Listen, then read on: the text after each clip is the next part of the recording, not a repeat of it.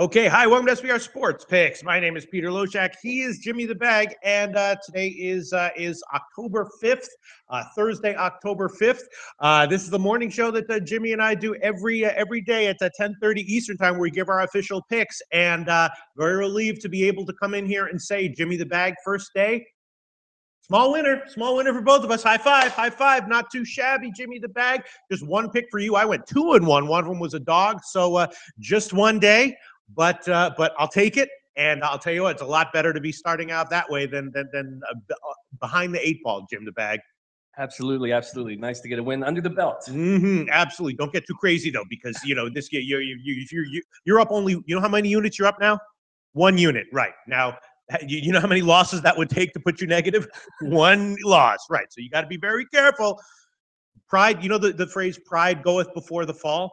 I do. Yes. All right. So just judging from experience, and again, there's a good reason why most handicappers do not track their record. There's a good reason why many cappers flat out lie. I understand that I am tempted to do both every second of the day. I'm like, why do I track my records? Why don't And then it's like, if I have a bad record, why don't I just lie? You know what I mean? I hear you. But I love the transparency, love the honesty, love the accountability. Now, it's been easy for me, to be honest, for the past 6 months, because my records have been killing it. You know that, Jim. I've heard and I've seen. Way up in MLB, way up in college football, way up in MMA, and slightly up in NFL as well. But when things go south, so tempting to lie, but I don't, and I'm very proud of that. All right, so let's get into it today. Of course, we have MLB, NHL, college football, NFL, and let's start with NHL. There were 3 games on the overnight that didn't have overnight lines, so I completely ignored those games. The other games is a bunch of interesting stuff here. I guess did you look at every game, Jim? So can I bring them all up? You can bring them all up. All right. Well, let's start with the first one. Obviously, the Detroit Red Wings, right? An historic team, one of the original NHL teams, but they've been terrible recently. Moving into a new arena for this one. Slight home underdog for Minnesota, who had a great year last year and looking, promising again. Detroit is one of those teams that was bad, and then you're like, well, maybe the changes will help, except that they didn't make too many changes. So, I'm not sure what we expect from Detroit here. First game in the new arena, though, is a little bit of a different situation, right? It is a different situation. I'm uncomfortable. I'm uncomfortable betting against the Red Wings. I'll be very comfortable doing that all year long, but not opening up a new stadium. And Zach Parise is out for the Wild, for 2 games. All right, I agree. So that's a pass for me. If you gave me a free bet on it, I'd probably take Detroit. Now let's go to the next one. Colorado against the Rangers, which is also interesting because Colorado last year was by far the worst team in the NHL. And you're thinking all right, so what about changes and improvements that they might have made in the offseason? They did make some improvements, but enough improvements to not be the worst team in the NHL. Jury's still out there. They might be one of those teams that improves up to be only the worst team in the NHL by only a little bit, as opposed to a lot. Now they're going against the Rangers, a team with a lot of admirable pieces this year, a lot of depth. Lundqvist in goal is declining, but still I think probably pretty good. My sense is that the Rangers should have the edge here at -200. I don't know if I'd want to take them. You have anything to say about this one? I don't like the offseason that the Rangers had. Yeah. I don't think Shattenkirk he's just another small puck-moving defenseman. Yes. I was surprised they got rid of Stepan. I'm a big Mike Zibanejad fan, but I'm not sold that he's a #1 center. On the Avs side of things, I think Colin Wilson will really help. I think the Avalanche are a live dog in this game. You think so, huh? I do, and you're getting a huge number. They had kind of a good offseason. I mean, a preseason, though, which is, again, take it with a grain of salt, but you take it. You don't completely ignore it. Yeah, that's a tricky one. I might have a lean to the over on that one because I believe Varlamov is starting for Colorado, and he has, a couple of years ago, he was great, but he was injured last year and had a couple of seasons that were kind of mediocre. So I might be thinking about a shot with the over on that one. What do you think about that one? I like the over. I think that's tricky. I think it's a good shot. Yeah. I am going to take a shot with the +179. No way, really? Yeah, the +179 that 5 Dimes is offering up. I think that the Rangers didn't do much in the offseason. Right. The Avalanche can have some hope for the first time in a long time. And I like that plus 179. I think it's a real big number. Okay, slight, just teeny bit of bad news in this show. I actually don't use 5 dimes lines just because they're not quite market lines. Okay. It's okay because usually you can take something at Pinnacle for just a little bit worse. So like plus 177 is the line we'll have to credit you for. Okay. It's, 5 dimes is a great book if you can play there, but they do have off-market lines. So books like 5 dimes and SIA and even the Heritage, 10-cent lines, I don't use just because they're not they're not true market lines. You know what I mean? And like for example, that is like the Pats, right? Like let's say that your friend offers you, the Pats -3. Obviously, you're going to bet it, but you can't come into the show and say my pick is Pats -3. You know what I mean? You have to take a market line. So 5 dimes, if you as long as you have access to a 5 dimes is lines or SIA or Bodog or any of those books, you should absolutely play them. But for the purposes of our show, I like to use hard, indisputable market lines so that no one can come in and later on say, yeah, you guys are just using cheap non-market lines. No, we market fucking lines. And in the long run, it won't make that much of a difference because, as I said, you'll get 177 here. Sounds good. All right, that's a ballsy play there, Jim the Bag, but I like the balls, and that's an interesting game. Another game that's interesting is Montreal against Buffalo. Montreal, pretty much the same deal that we've seen from them from years past. They have a team that is not bad, not great, but then they have Price in goal and hoping to ride him. In years past, Montreal has generally been a good bet with Price in goal in their opening weeks of the season, and feels like it might be the case here again. Buffalo, an inferior team, but definitely getting better. I don't know. What's your take on this one? Montreal's a small road favorite. I love Sabres as a home dog. Really? Okay. I'm drinking the Sabres juice this year. Love it. From the top down, if you want to go with the new manager, Jason Botterill, I trust Phil Housley's going to breathe some fresh air in there. I think Eichel is going to be a monster if he can just win some faceoffs. O'Reilly is a beast. I think the Habs, and I've been taking a lot of flack for it over the last few days, but I just find them to be soft and easy to play against. I did well with the Sabres at home last year. It was one of my bright spots in the NHL, and I'm going to keep hammering them. I don't know if I will only take them at home this year, which is a very possible move, but I am officially taking the Sabres as a home dog. Clearly, you're not afraid to take some of these underdogs in hockey. That's a nice instinct there, Jim the Bag. And my sense is that Montreal's probably not a bad team, but probably likely to be an overvalued team and a little bit of an overrated team this year. I would still say that they're the better team here, so it makes me a little bit nervous. And clearly, Prices. I mean, do you still rate Price as like an unquestioned elite goalie? Right? Yes. No? I do, but I do think he's on the decline. I think him and Johnny Quick are on the decline. Now, I could be proven wrong very easily. Price is a very good goaltender. Yes. But I do think that both those guys are on the decline. Okay. All right. So Jim the Bag. So you're adding another pick. You're taking Buffalo. I'm taking Buffalo. All right. Best line we could give you again. Yes, 5 dimes line is plus 115, but the Pinnacle line is plus 116. So you're getting a Pinnacle line there. Perfect. Very nice, Jim the Bag. All right. Now let's talk about. Hold on one second. Let me just do one quick thing here. Let me just keep connecting to all this shit. All right. Let's see. So next game that is interesting. Well, Nashville and Boston. That's definitely a tricky one. I guess it's just Rene against Tuukka Rask. Who do you think is a little bit more in decline? I guess I would give Boston the edge here. Do you have anything to say about this one? I'm going to pass on it. It feels like the lines are about right.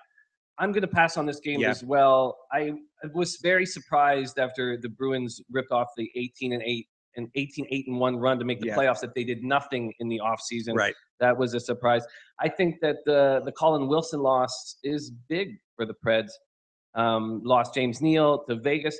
They lose my man Vern Fiddler, who follows us. Grumpy Fids, you can follow him on Twitter. He follows us, and he hammers action as well. So I want to give him a shout out. Ryan Ellis is out for 4 to 6 months. Who did the Preds pick up? Scott Hartnell, Nick Domino. The jury's out on both these teams, and I'm going to watch and learn. Right. Yeah, it is a tricky one. I would have had a slight lean to Nashville, but I agree with you. A lot of the sharp guys that I know who bet hockey very successfully do tend to take the first couple weeks very lightly, and this is a classic opening game in the NHL that I stay off of it, and that they tend to as well. All right, so the next one is just Philly and LA. I had a casher with Philly yesterday. My loser was with Calgary, which I guess in retrospect, I mean, Edmonton's obviously an awesome team. My sense is just that they're going to be a little bit overvalued going forward, but maybe not. I don't know. What do you? Did Edmonton blow you away, and now you're thinking they might be a great bet? There's clear that they're going to be overvalued, right? And everybody is hammering that they're getting too much attention. But man, that young back line is coming together. And if that defense continues to play the way they will, they are going to be very hard to beat. I was very pleased with the way the Leafs and the Oilers looked. Yeah, for sure, definitely, especially. How about that? I bet you my pick on that game was the Toronto team total over. You were probably sweating your over bet until the third period. Mine cashed in the first. How about that? Yeah, no, when you saw that, you were like, "Wow, Loshak's not too bad with these hockey picks, right?" I loved your Flyers pick too. Much respect for that. Yes, and they had so much more depth in those top 6 forwards. I don't know. Is Voráček a 90-point scorer or is he a 60-point scorer? If he scores a point a game, that Giroux and Voráček combination could be very good. It was a great move. Nice. All right. So the next one is, their next game, a back-to-back against the Kings. Obviously, not a ton of travel here. This one, I'm also passing on this one. I'll probably give a pick out of these 5 games in a second. But it's the Kings are kind of they've been in a little bit of a slump for the past 3 years. Quick, as you said, maybe in a bit of decline. I'm not sure I'd want to take the Flyers here, but what's your take on this one? I think this is a tough spot. I think the Kings are slow. I've hammered against them. Their only pickup was Mike Camilleri. I offered anybody action. I don't believe he will play 42 games in the NHL this year. He's broken. They're old. I need to watch them. And then it's unclear how back-to-backs affect in the first week and a half. I tend to think they affect quite a bit. The players don't have all their legs under them. I mean, we're dealing with hockey players in peak physical condition now, so maybe it's okay, but I'm not going to make a pick, and I'm going to watch and learn with this. One. I was thinking maybe if this was the middle of the season, I would lean to the under, but at just 5, I'm not going to take that one. All right, I might make a pick here. I might pass on the NHL card. Jim, the bag of the other 3 games. I know you're a big hockey head. The 3 games that didn't have overnight lines. Do you have anything to say of note about the betting lines that have just come out on any of those? I am going to throw another live dog into my action. I'm going to take the Phoenix Coyotes on the road to upset the Anaheim Ducks. Okay, tell us why. I think that we're going to find a lot of value on this Coyotes team this year. And now I could be completely wrong. They could come out of the gate poorly, but I think there's hope in that dressing room. I think Stepan was a big pickup. I'm a big Max Domi fan. They have size. I really like their pickup of Halmerson. I think Antti Ranta could be a real deal. He's got a big upside. Rick Tocchet is ready to be an NHL coach. He's a heart and soul guy. He's going to have them fired up. And the Ducks are a beaten-up squad. Kessler's out till December. Vatanen's out till November. Lindholm is out. Then Getzlaf is questionable. He might not even be playing in Game 1. Eves, Bieksa day-to-day. I think this is a good shot to go against the Ducks, who will get better and better as the season goes on, as they always do. I think this is a good shot at a big number, and I'm going to take a shot at it. I'm going to take the Coyotes. All right, the Coyotes. Let me see. Where the hell is that? Is that line here? At the bottom there, yeah. Yeah, where is it? Okay, so the best line would be, let's see, plus 151 at betonlinesportsbetting.ag and a few other places. Is that okay for you? 151? Yes, I will take that. All right, sounds good. Now, I'll tell you what I'm thinking about, Jim the Bag. I agree with you that I'm a little bit down on Montreal long term, but in this spot, in this game, I'm thinking they might be worth a shot as an underdog on the -1 line. I take a lot of -1 lines in hockey and in MLB.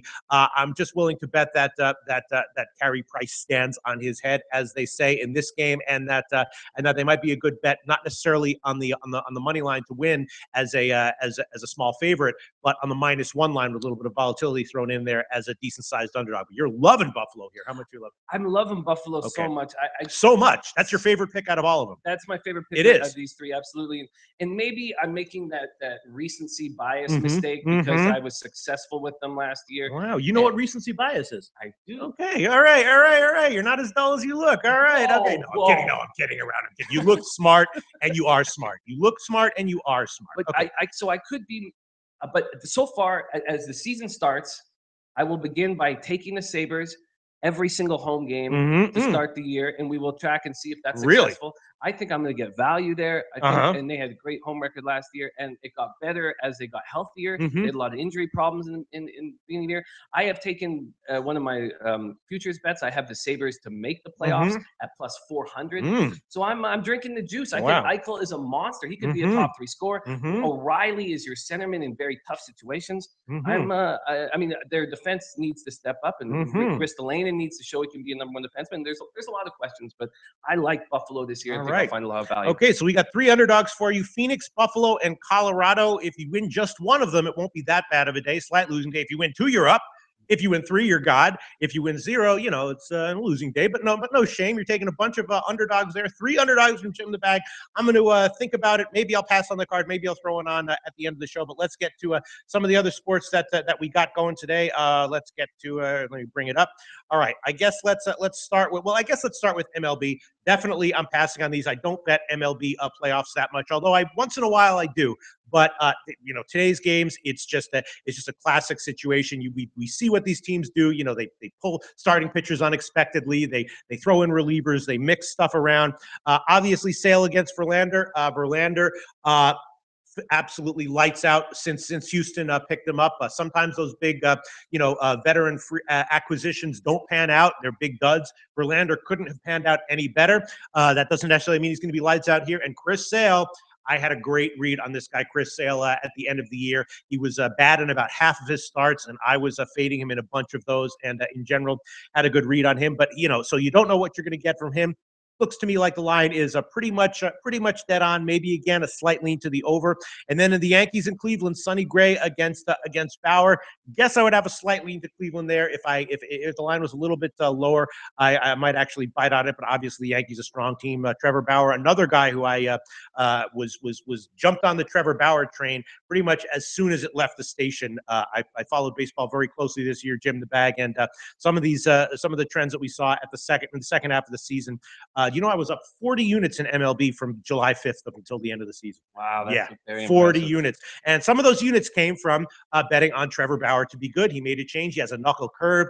He always had big potential, but here he is against obviously a great team, Sonny Gray, the Yankees. Pass for me. You have a pick on either of those, Jim. I have a pick. I'm taking the Astros, official pick. I love the way Verlander's been pitching, and Sale in September 2-2 with a 3.72 ERA. Opponents hit 272 off him. I am a firm believer that pitchers can't just turn it on. That when you're running hot, like Kluber was, like Verlander was, you're going to carry that into the postseason. When you're, I just don't believe so. I question how Kershaw is going to pitch in the playoffs. Right, for another great example, that was Severino was pitching great at the end of the year, and then. You're right. That is a bad example. Ooh. That is a bad example. But I would say that the issue with Severino, and the reason why I was going against him, was that he's never pitched in games this big. He's a 23-year-old, never pitched in a playoff game at any level in his career. So I'm talking about some of these older veterans that we've seen pitch. So I love the Astros. I think that's so I've got a parlay tied from yesterday's over with the Leafs game that we both had, so I've got that live, and I'm excited about it. With the Yankees Indians, I think Francona saving Kluber for Game 2 is risky. Sonny Gray didn't look great in a Yankees game for me. He looked good. Yes. 3.72 ERA, 1.26 WHIP. September he looked bad.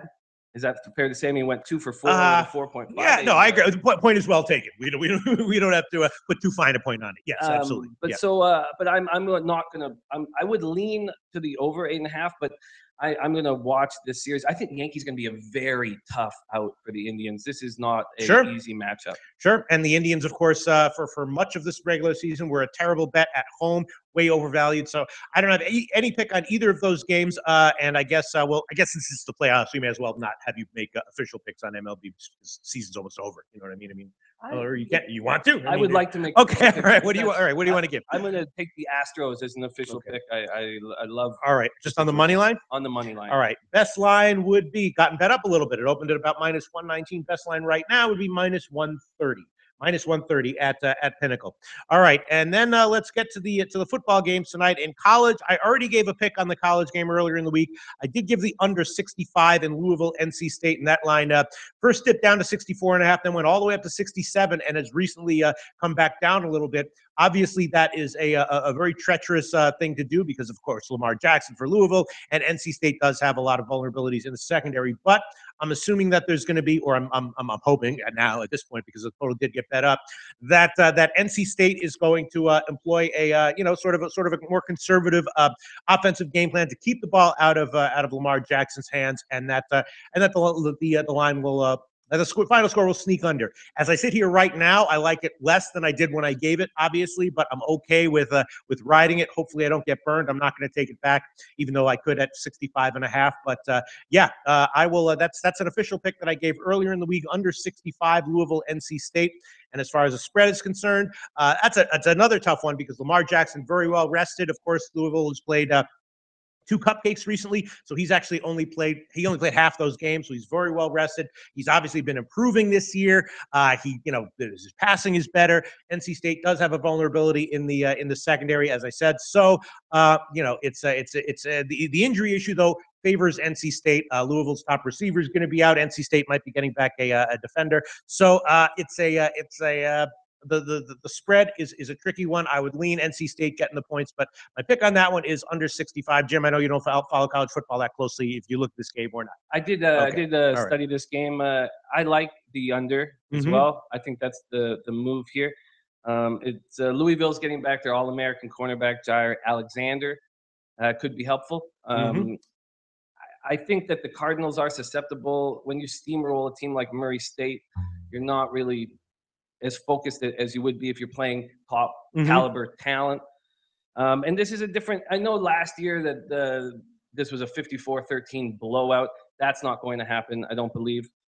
I think that Finley is impressive. When I was going over his stats, 192 passes without an interception, 72.1 completion rate.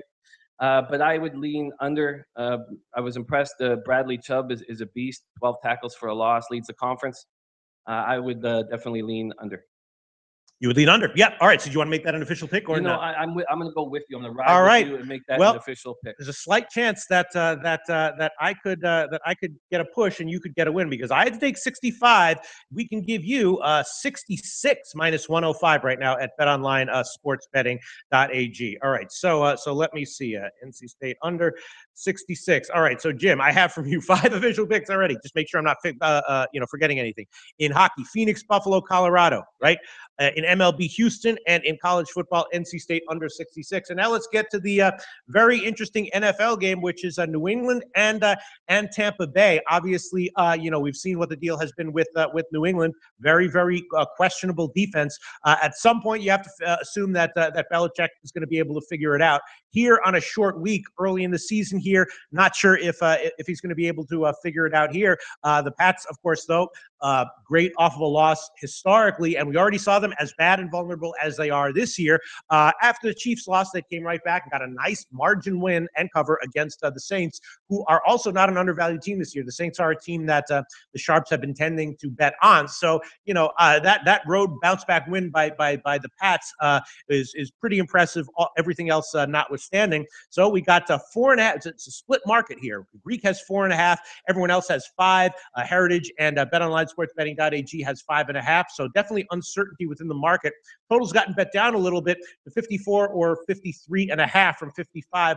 I would be leaning the under here, which is probably a bit of a contrarian play. My sense is that Belichick will try to solve his defensive issues partially by slowing the game down. And Tampa Bay also gets Doug Martin back, who will probably get some carries. So I would be leaning to the under here, actually, as a pick. And as far as the spread's concerned, as much as I love New England as a bounce back, if this was 2.5, maybe I'd like New England. But at 5 or 5.5, I don't know. Tampa Bay would have to be the pick, but I'm staying off the spread. Jim the Bag, what do you think about this one? I agree with everything you're saying there. I expected more from the Pats defense with Hightower back, and we didn't see it.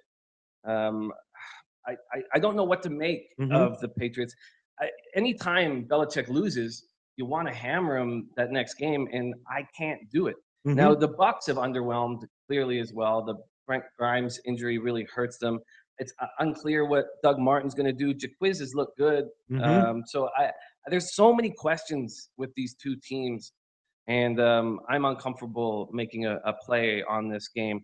I noticed that at first everybody was hammering the over, and then all the sharps came in and started moving towards the under.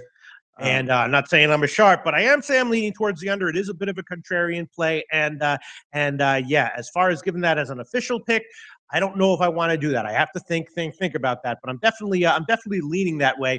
All right, and so that's about it. So we've covered it all. Now let's get back to NHL to see if I want to give a pick on any of these NHL games. You know, I'll tell you what I was leaning towards, Jim. I was leaning towards the Rangers because of you know, just I'm not sure that Colorado is going to be able to you know, I feel like the Rangers, with all of their overvaluations, still have just clearly better depth than Colorado this year, even with the improvements. I understand that the spread, that the odds are a little bit up there, and I was thinking about Montreal -1, you know, against Buffalo. You know what? I will throw on that one. What the hell? I'll throw on that one. It'll be -1. So I will throw on Montreal -1. The money line part of that is -124 at BetOnlineSportsBetting.ag. The puck line part of that will be +233 at Pinnacle. So that's a decent underdog line there. If Montreal wins by 1, it pushes. If they lose, I just lose 1 unit, which will still have me up for the year, because I'm right now, because one of my bets yesterday was an underdog. I am up 1.5 units now in NHL. And then as far as the totals are concerned, in general, I would be leaning overs in almost all of these games. You know, I don't know. I tend to lean overs in the first week of the NHL season in general, and I feel that way again. You know, there's no particular game though that stands out to me as a good candidate for an over. What do you think about Colorado Rangers over? I mean, both teams can probably score here. Varlamov against Lundqvist. Yeah, tricky. It's such a tricky. These games are so hard to figure out early. Well, the line, yeah, and the lines are very tight. All right, so I guess we can wrap things up. I will just give one pick. We'll start things off. Head-to-heads can be kind of fun, Jim. We're going sort of head-to-head. You're taking Buffalo as a dog. I'm taking Montreal at -1, and so actually the only way we can come out combined as a loser is if Montreal wins exactly by 1, because then I push and you lose. But other than that, combined will come out ahead on the game, except that it's very possible that Montreal could win by 1, in which case, you know, we combined lose. All right, so Jim's got a whole mess of picks. I've got one NHL pick. I also have one college football pick that I threw on from earlier in the week on the under, and I got nothing on baseball. And then New England Tampa Bay again. I'm leaning under. I gotta think it's an underplay. You know what? I will throw that one on there. Under 54 -110. Under 50, no, -105 at Intertops. We throw Intertops on because friend of the show, very good friend of the show, close friends. Any book that's a close friend of the show, always their lines count. So you can get an Intertops line if you see an Intertops line. Under 54 -105. I will throw that one on there. New England and Tampa Bay. What the hell? I'm 6-4 in NFL. That one loses, I'll be 6-5, and then I'll buckle down and only give picks that I'm really liking. I've already given Cleveland as one of my picks this week. But all right, I guess that just about does it for the Thursday show. We will be back tomorrow for the Friday show. How many NHL games are there tomorrow? Are there a lot or a few? I think there's a lot, aren't there? Let me just quickly check. Let me quickly check here. I have the schedule of games here. Just give me 1 second. So yeah, we'll be back tomorrow for let me just quickly check the schedule of games here. Yes. Oh no, that's let's see. Oh no, only 3 games. Good. So we'll be able to break them down fully and 100%, and probably have some very, very strong, solid picks on tomorrow's card. 3 NHL games tomorrow. Thanks for tuning in, guys. We'll see you tomorrow for the Friday show.